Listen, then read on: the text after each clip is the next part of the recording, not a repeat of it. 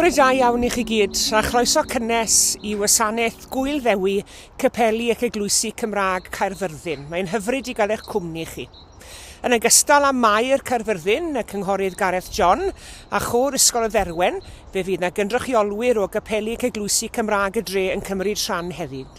Gobeithio newch chi fwynhau ac derbynwch chi fendith o gydaddoli yn ni heddi ar wyl ei nawdsant. Croeso cynnes i chi gyd.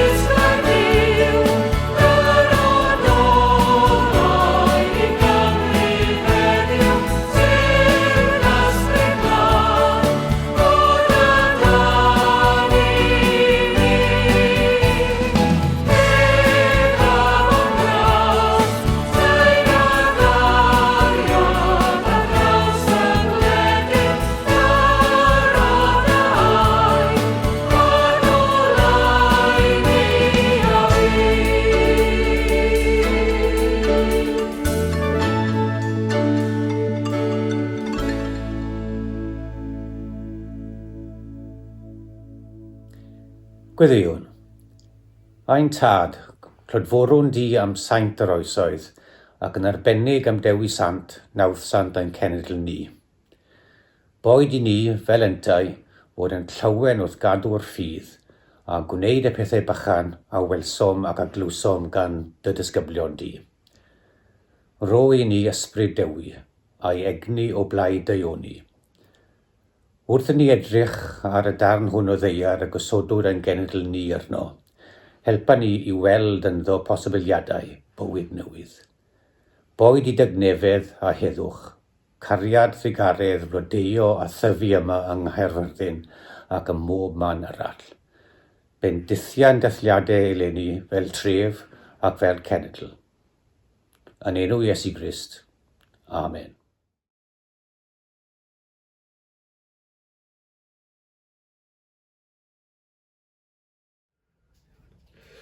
Llawen hewch yn yr arglwydd, cwirau cyfiawn, i'r einiawn gweddi siwmoliant. Molwch yr arglwydd ar delyn, canwch salmau iddo ac offeryn cydactant. Canwch iddo gan newydd. Tynwch y tynnau'n dda, rhowch floedd. Oherwydd gwir yw gair yr arglwydd, ac y mae ffyddlondeb yn ei holl weithredoedd. Mae'n caru cyfiawnder a barn. Mae'r ddeiar yn llawn o ffyddlondeb yr arglwydd.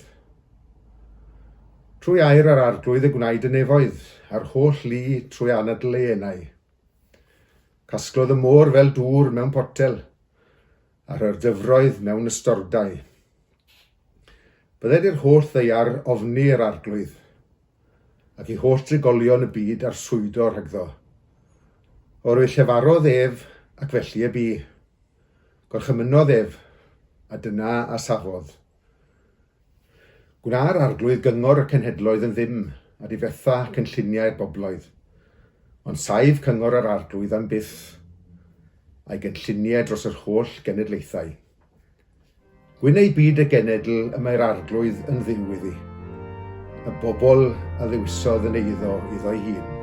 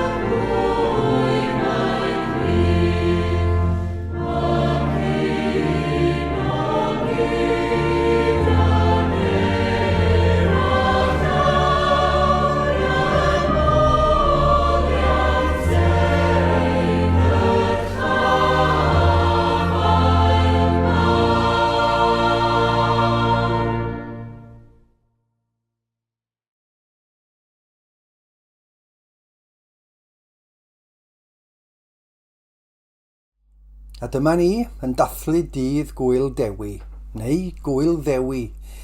Pa'n ydi o fod?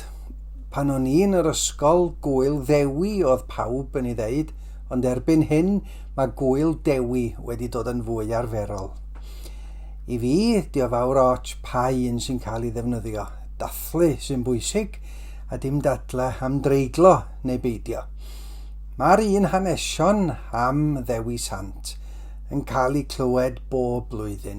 Yr hanes amdano fo yn pregethu yn Llanddewi Brefi a'r ddeiar yn codi o dan ei draed o.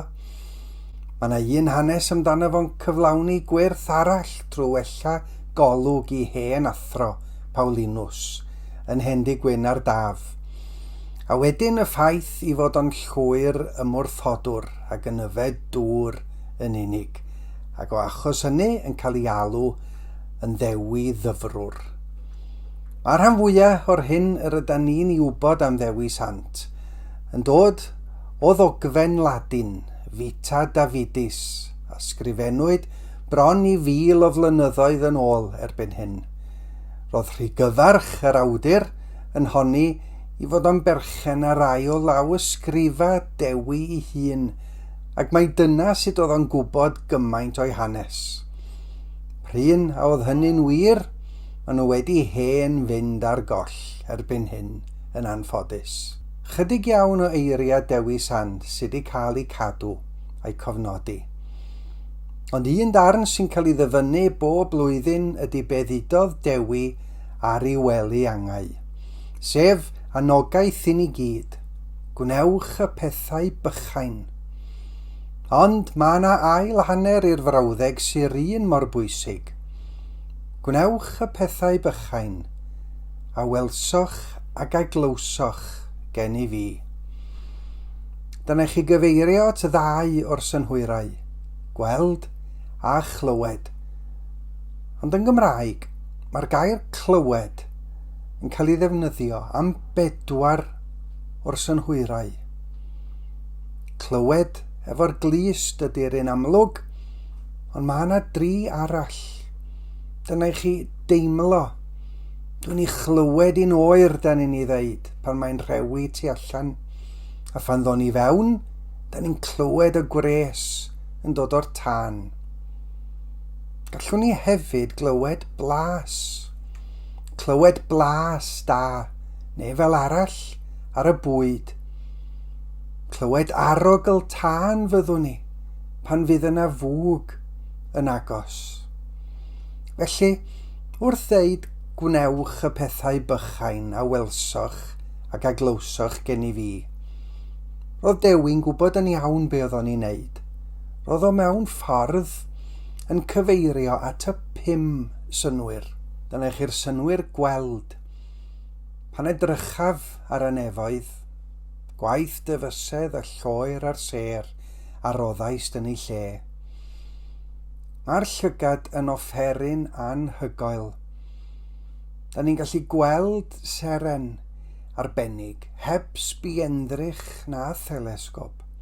Seren sy'n ei gola hi'n cymryd 16,000 o flynyddoedd I gyrraedd y ddeiar. A chi glywed wedyn, a'r un sy'n derbyn yr had a'r dir da, dyma'r un sy'n clywed y gair ac yn ei ddeall, ac yn dwyn ffrwyth ac yn rhoi peth ganwaith cymaint a pheth drigain a pheth 10 ar 20. Na chi bwer pan mae rhywun yn clywed rhywbeth. Dio ddim yn or-ddeud I fod o'n gallu newid yn bywydau ni. Blasu wedyn. Chi yw halen y ddeiar, meddai'r Iesu. Ond os cyll yr halen I flas, a pha beth yr helltir ef. Nid yw'n dda I ddim bellach, ond yw luchio allan a'i sathru dan draed gan ddynion. Ar yr ogli, yn hanes Noa ar ôl y diliw, mae o'n mynd ati I arogl darthu, a be di'r geiriau sy'n dilyn? A phan glywodd yr arglwydd, yr arogl hyfryd. Ac mae'r pennill yma o iddo J.J. Williams yn dod i'r cof, wrth garu tra bo'n byw ar hodio gyda thi, aroglau meisydd diw, fydd ar ein gwisgoedd ni. Ac yn ola teimlo, pan oedd yr Iesu wedi cael ei groeshoelio ac yn ymddangos yn fyw i'r disgyblion. Nid oedd Thomas a elwyr Didymus un o'r 12 gyda hwy pan ddaeth Iesu atynt. Ac felly dywedodd y disgyblion eraill wrtho, yr ydym wedi gweld yr arglwydd, ond meddai ef wrthynt os na welaf ôl yr hoelion yn ei ddwylo, a'r hoi fy mis yn ôl yr hoelion am llaw yn ei ystlys, ni chreda fi byth. Ac mewn wythnos yr oedd y disgyblion unwaith eto yn y tŷ a Thomas gyda hwy. A dyma Iesu'n dod bod y drysau wedi cloi, ac yn sefyll yn y canol a dweud, tangnefedd i chwi. Yna meddai wrth Thomas, estyn dy fys yma, edrych ar fy nwylo, estyn dy law, a'i rhoi yn fy ystlys. Roedd yr Iesu'n annog Thomas ddim i glywed i eiria fo, ddim hyd yn oed i weld y clwyf yn unig, ond i deimlo'r clwyf mwyn profi i fod o'n deud y gwir. Mae W. Rhys Niclas yn pwyso'n drwm ar y synhwyra, ymhennill cynta i emyn mawr. Tydi a wnaeth y wyrth o Grist fab Duw, tydi a roddais dim i flas ar fyw, be gydiais dynof drwy dy ysbryd glân, ni allaf tra bwyf byw, ond canu'r gân.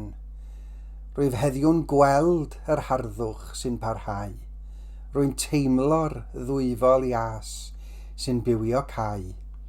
Mae'r halleluia yn fy enaid i, a rhoddaf Iesu fy mawrhad i ti. Gwnewch y pethau bychain a welsoch ag aglawsoch gen i fi. Roedd Dewi'n ddiolchgar am y synhwyrau i gyd, ac yn ei defnyddio nhw, ac yn ein hannog ni i'w defnyddio nhw hefyd i wasanaethu Cymru, Cydddin a Christ.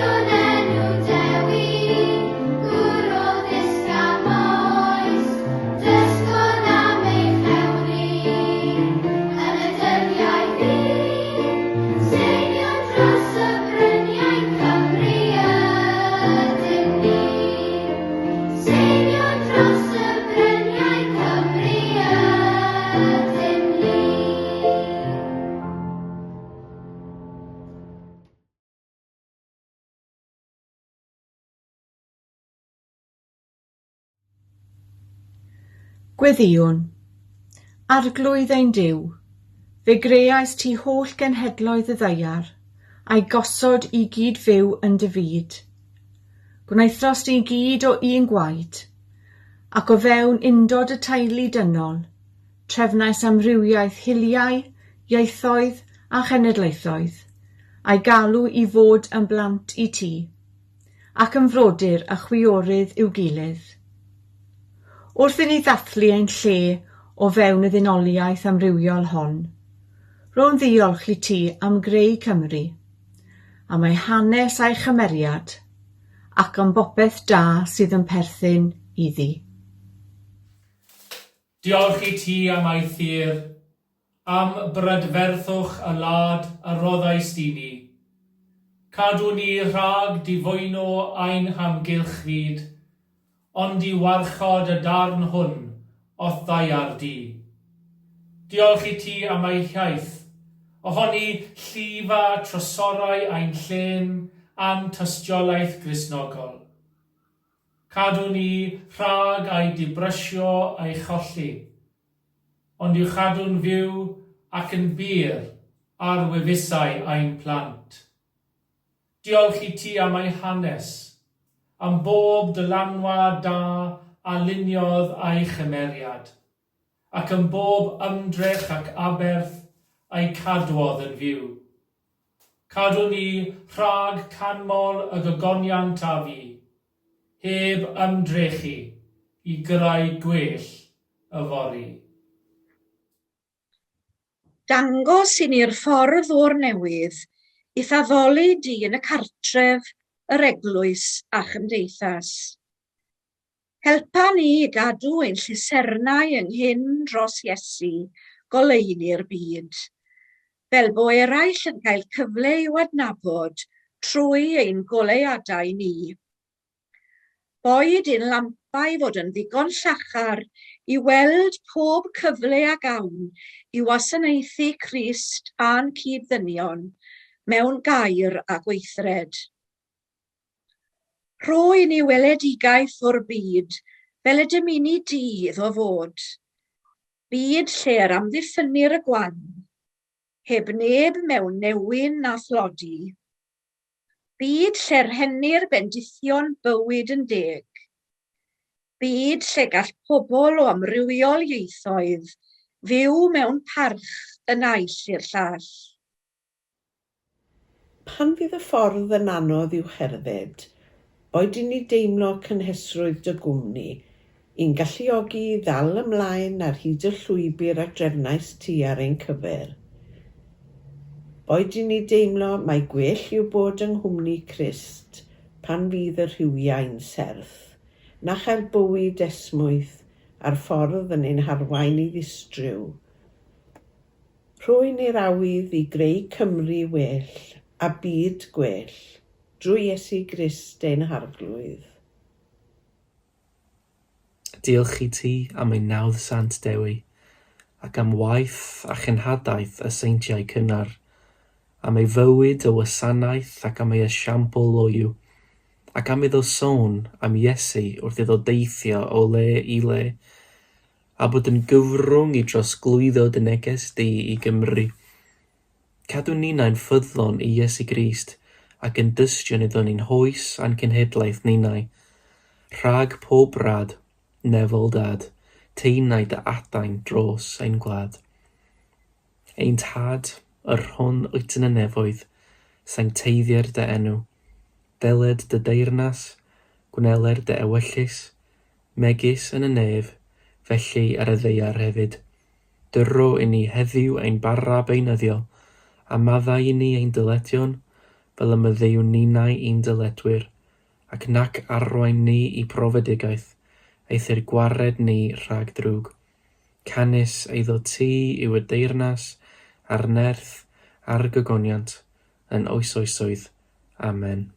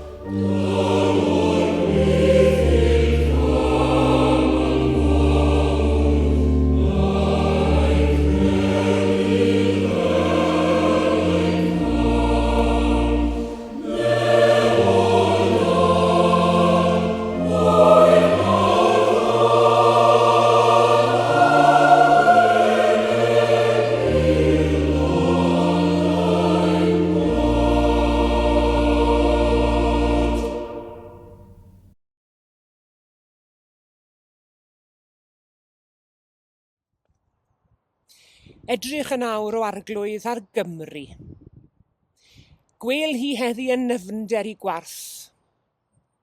Byd o'r chymyn yn ysgrifen ar ei chalon hi, a thadnodau yn rhagdalau rhwng ei llygaid. Ond heddiw, nid oes nac ofn na pharch yn y tir.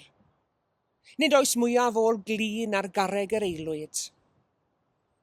Y tadau adeiladodd I pebyll I ddaddoli ar fynydd epynt, a'r plant a'i gwnaeth yn goci'n hitio I fwled ac I fom. Lle disgynodd y golomen fyw yn sŵn emyn ar ganthem y Methesda'r fro, heddiw y cyfyd y golomen fetal a'i ffeiriant yn rhio o'i ffug. Daeth y traed trwstan dros hen llwybrau y mynwyr myrddin, I fathru ac I sathru'r sir. A'r giwed a'r gerddodd mewn esgidio hoelon, man y byr yngylion yn diosg I sandalau. Y saboth yr oddais yn syberdwd myfyrdod sanctaidd, na ni a'i halogodd a'i dorri o gylch ein halwynion. Ar gyhoeddan ni o arglwydd o'n gwiro gwamal, fel y gwelom ffolineb ein ffyrdd, a throi drachefn at uniondeb dy lwybrau di. O arglwydd yr holl genhedloedd, nac anghofio'r genedl y greaist.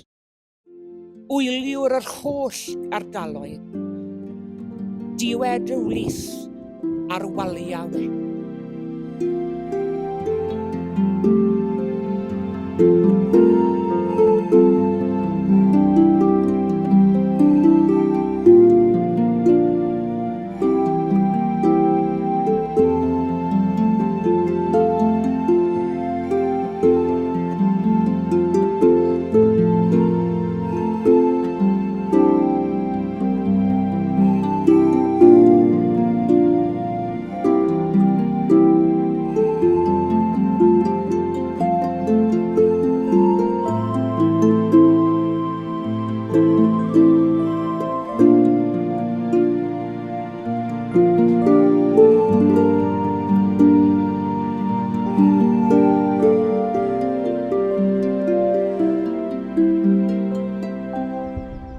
Diolch yn fawr iawn I chi gyd am eich cwmni heddi, a diolch arbennig I bawb sydd wedi cymryd rhan.